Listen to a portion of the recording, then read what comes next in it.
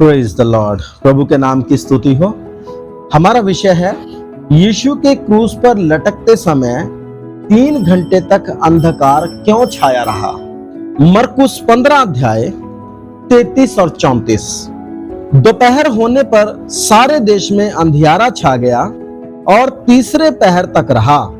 तीसरे पहर यीशु ने बड़े शब्द से पुकार कर कहा, इलोई इलोई लमा शबक्तनी, जिसका अर्थ यह है, हे मेरे परमेश्वर तूने मुझे क्यों छोड़ दिया।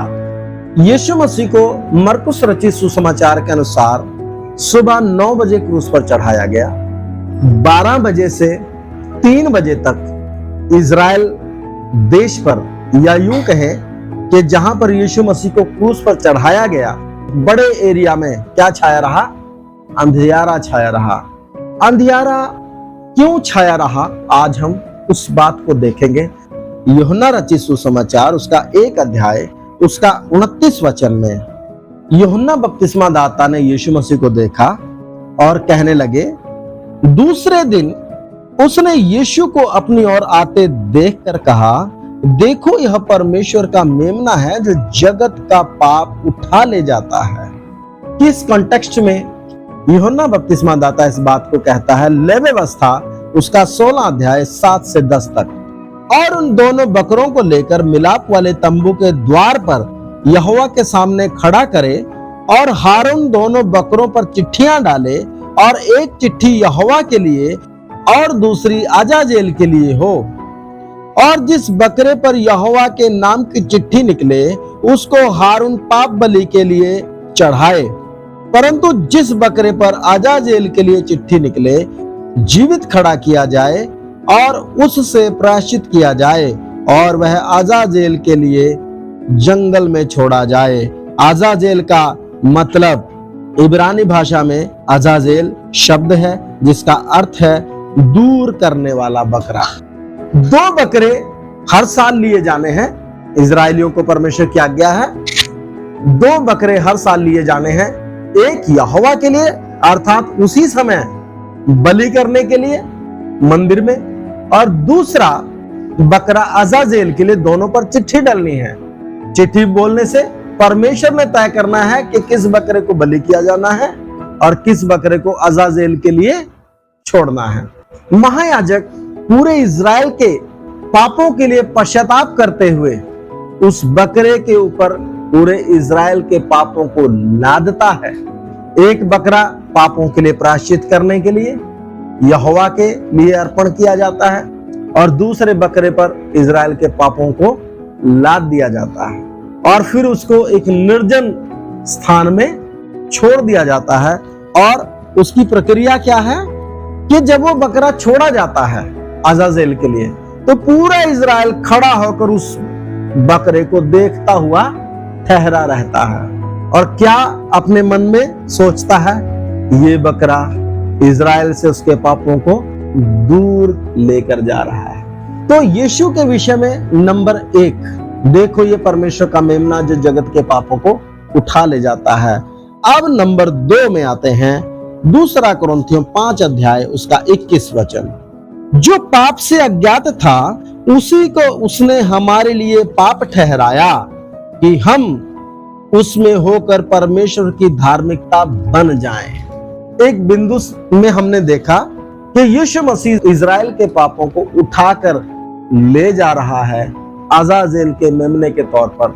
यूहन्ना बपतिस्मा दाता उसको देखता है, और यीशु वास्तव में छावनी के किधर गया? बाहर गया। इज़राइल के पापों को उठाकर किधर गया? छावनी के बाहर। लेकिन यहाँ दूसरी आयत में हम पढ़ते हैं कि यीशु मसीह को पाप से अज्ञात होने के बावजूद भी हमारे लिए पाप ठहराया ताकि हम उसमें होकर परमेश्वर की धार्मिकता बन जाएं। अब इसके लिए भी पढ़ेंगे जरा गिनती उसका 21 अध्याय 6 से 9 तक। समझने के लिए उसको 4 से पढ़ेंगे। गिनती 21 4 से 9। फिर उन्होंने होर पहाड़ से कूच करके लाल समुद्र का मार्ग लिया कि एदोम देश से बाहर बाहर घूम कर जाएं, और लोगों का मन मार्ग के कारण बहुत व्याकुल हो गया, इसलिए वे परमेश्वर के विरुद्ध बात करने लगे और मूसा से कहा, तुम लोग हमको मिस्र से जंगल में मरने के लिए क्यों ले आए हो? यहाँ ना तो रोटी है ना पानी है और हमारे प्राण इस निकम्मी रोटी से दुखित हैं। तो मार्ग में इतनी कठिनाइयां इजरायलियों को मिली कि वो परेशान हो गए, हम पहुंचेंगे भी, हम तो यहीं मर जाएंगे, इतना मुश्किल एक रास्ता है। हम मिस्र में ही ठीक थे। बार बार इजरायली बुड़बुड़ाते हुए यही बोलते थे। अब जब कठिनाई आगे सामने आ गई, क्योंकि लक्ष्य क्या था? दूध और मधु की धाराएं। जब इजराइल में प्रचार किया गया तो दूध और मधु की धाराएं, लेकिन परमेश्वर का स्वभाव क्या है? आशीष से पहले क्या होगी? परख होगी। बिना परखे परमेश्वर कभी कोई काम करता? परमेश्वर का स्वभाव है, वो धर्मियों को क्या करता है? परखता है। अपनी बड़ी कृपा, बड़ी सामर्थ के द्वारा अब्राहम से किए गए वायदे के अनुसार परमेश्वर इजराइलियों को मिस्र से निकाल तो लाया, एक बड़ा छुटकारा कर तो दिया, लेकिन वो आशीष जो इजराइल को मिलनी है वो बिना परख से गुजरे नहीं होगी। मार्ग की कठिनाइयों के कारण उनका मन क्या हो गया? 6। अतः यहोवा ने उन लोगों में तेज विष वाले सांप भेजे जो उनको डसने लगे और बहुत से इजरायली मर गए। अब वो बुड़बुड़ाए परमेश्वर के विरुद्ध, तो बुड़बुड़ाना तो पाप है, क्योंकि वचन कहता परमेश्वर अपने पवित्र मंदिर में है और समस्त पृथ्वी उसके सन्मुख क्या रहे? शांत रहे।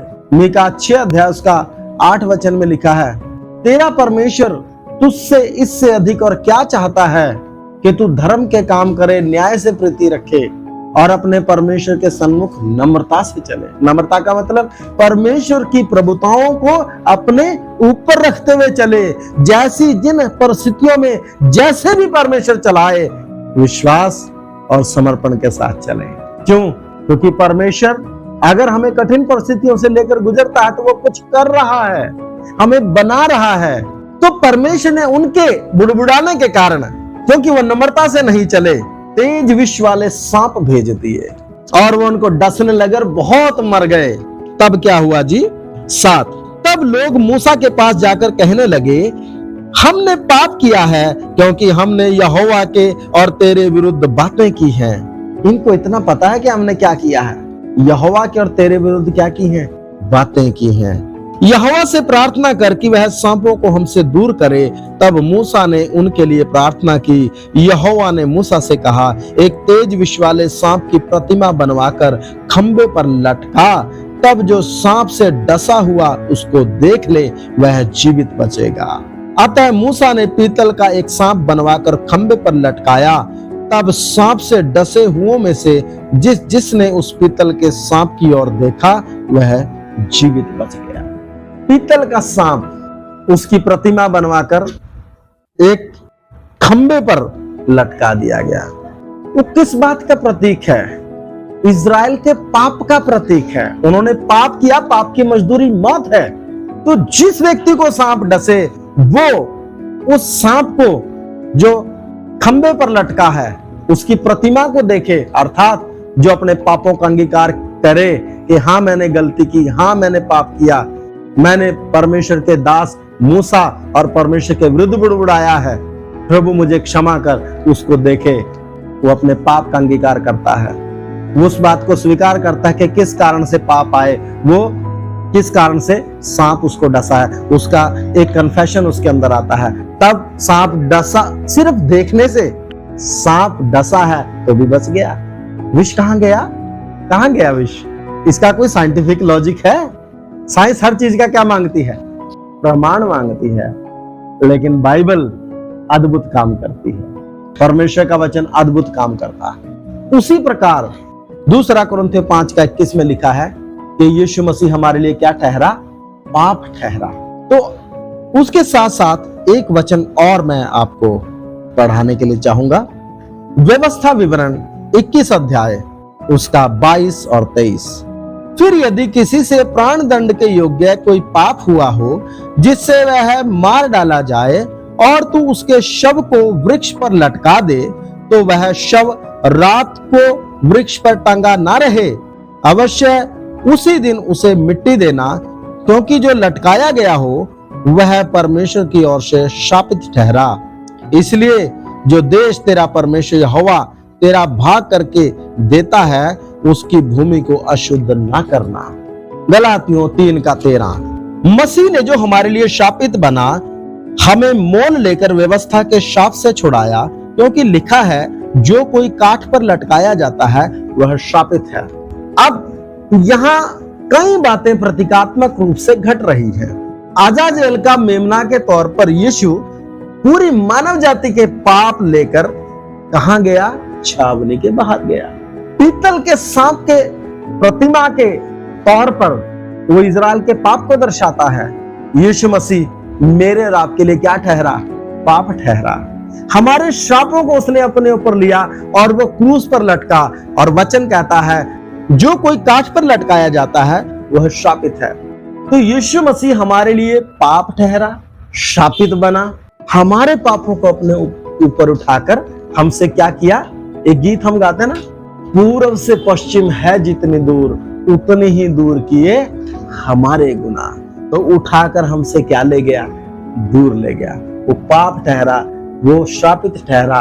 ठीक, अब हम अपने विषय में आते हैं कि अंधकार क्यों छाया रहा। उसके लिए हम आयतें पढ़ेंगे। आमोस उसका 8:9 और 10। आमोस की पुस्तक।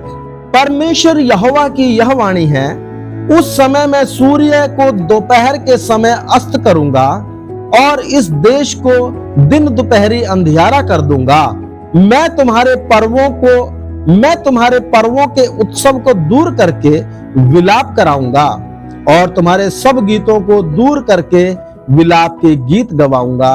मैं तुम सब की कटी में टाट बंधवाऊंगा और तुम सब के सिरों को मंडवाऊंगा और ऐसा विलाप कराऊंगा जैसा इकलौते के लिए होता है, और उसका अंत कठिन दुख के दिन का सा होगा। मीका उसका 3:5-7। कंक्लूजन में इकट्ठा दूंगा। मीका 3:5-7। यहोवा का यह वचन है कि जो भविष्यद्वक्ता मेरी प्रजा को भटका देते हैं और जब उन्हें खाने को मिलता है तब शांति शांति पुकारते हैं, और यदि कोई उनके मुंह में कुछ ना दे तो उसके विरुद्ध युद्ध करने को तैयार हो जाते हैं। इस कारण तुम पर ऐसी रात आएगी कि तुमको दर्शन ना मिलेगा और तुम ऐसे अंधकार में पड़ोगे कि भावी ना कह सकोगे। भविष्यद्वक्ताओं के लिए सूर्य अस्त होगा और दिन रहते उन पर अंधियारा छा जाएगा। तो ये 2 आयतें पढ़ी हमने, एक और आयत पढ़ेंगे, लेकिन उससे पहले मैं आपको बता देता हूं, अंधकार मनुष्य के पाप पर परमेश्वर के न्याय का एक आकाशीय चिन्ह है।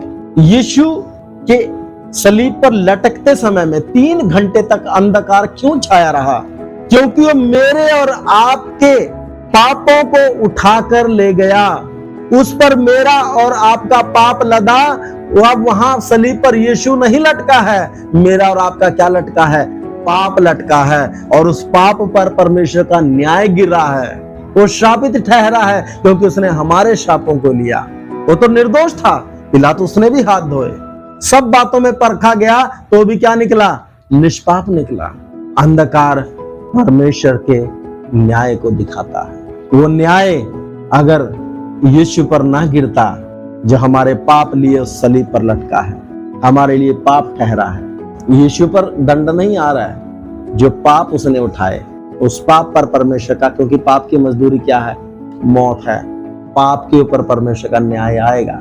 सपन्या 1 उसका 14 और 15। यहोवा का भयानक दिन निकट है, वह बहुत वेग से समीप चला आता है।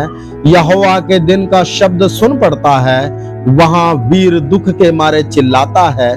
वह रोष का दिन होगा, वह संकट और सकेती का दिन, और वह उजाड़ और विनाश का दिन, वह अंधेर और घोर अंधकार का दिन, वह बादल और काली घटा का दिन होगा।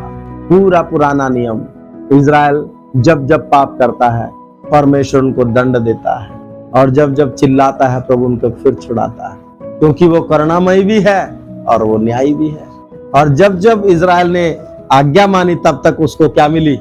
आशीष मिली। इज़राइल के कितने धर्मी राजा हुए जिनके समय में बहुत आशीष, उजिया के समय में, हिजकिया के समय में, योशिया के समय में, दाऊद के समय में, सुलेमान के समय में कितनी आशीष इजराइल पर आई, लेकिन अनाज्ञाकारिता के ऊपर क्या आया? अनाज्ञाकारिता बोलने से पाप, पाप पर क्या आया? दंड आया। और जब लोगों ने पछता कर पुकारा तो परमेश्वर ने छुड़ाया भी। तो पूरा पुराना नियम इजराइल के साथ परमेश्वर के व्यवहार को हमारे सामने रखता है, जिससे हम अनुमान लगा लेते हैं कि परमेश्वर का स्वभाव क्या है। इसलिए क्रूस पर जो 3 घंटे तक 12 से लेकर 3 बजे तक अंधकार छाया रहा, उस बड़े एरिया में जहां पर यीशु मसीह क्रूस पर लटका है, या कहें कि पूरा देश, वो अंधकार किस बात को दिखाता है? परमेश्वर के उस न्याय को जो मनुष्य के पापों पर गिरा है, आकाशीय चिन्ह है। और उस समय में यीशु मसीह क्या कहता है? क्योंकि उस समय में ईश्वरत्व यीशु से क्या हो गया है? अलग हो गया है। और यीशु की व्याकुलता क्या है? 34 आयत पढ़ेंगे और प्रार्थना करेंगे। मरकुस उसका 15-34 वचन। तब तीसरे पहर यीशु ने बड़े शब्द से पुकार कर कहा, इलोई इलोई लमा शबक्तनी, जिसका अर्थ यह है, हे मेरे परमेश्वर, हे मेरे परमेश्वर, तूने मुझे क्यों छोड़ दिया? मेरे प्रियो, यीशु ने भारी पीड़ा को सहा मेरे और आपके कारण। अगर वचन कहता है जब हम पाप के लिए मर गए तो आगे को उसमें क्यों कर जीवन बिताएं? तो आइए हम प्रार्थना करें। Praise the Lord. प्यारे खुदावंद, प्रार्थना करते हैं, एक भारी पीड़ा को आपने हमारे लिए सहा, हमारे पापों को अपने ऊपर उठाया, छावनी के बाहर चले गए।